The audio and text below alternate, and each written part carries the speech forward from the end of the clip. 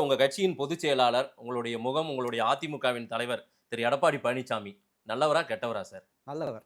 ரொம்ப நல்லவர்.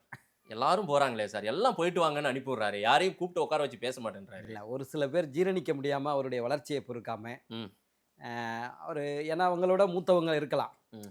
அப்படி வயது அடிப்படையில குடுக்குறதா இருந்தா இந்த கட்சியில வந்து ஹெச்வி கண்டே தான் எனக்கு தெரிஞ்ச 98 வயசுல இருக்காருன்னு நெனைக்கிறேன். சரி. அப்ப அது மாரி வந்து ஒரு அரசியல் இயக்கங்கிறது வந்து ம். வயது முதிர்ச்சியின் அடிப்படையில குடுக்குற சர்வீஸ் விஷயம் கிடையாது.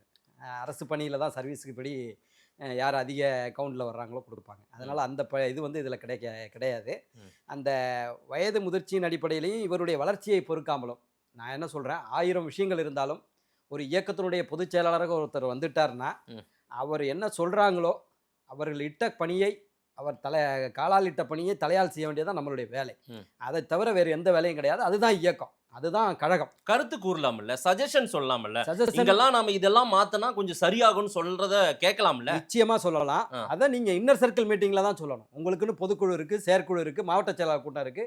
செங்கோட்டையனே எடுத்துக்கங்க. அவர் ம். மாவட்ட செயலாளர். ம். ஈரோடு மாவட்ட செயலாளர். அவர் மாவட்ட செயலாளர் கூட்டத்தில தான் அந்த கருத்த சொல்லணுமே தவிர, பொது வழியில பிரஸ்ஸ மீடியாவ கூப்பிட்டு பேட்டி குடுக்குறதுங்கிறது வந்து ம். அந்த தலைமையை மீறுவதா தான் நாங்க கருதுறோம்.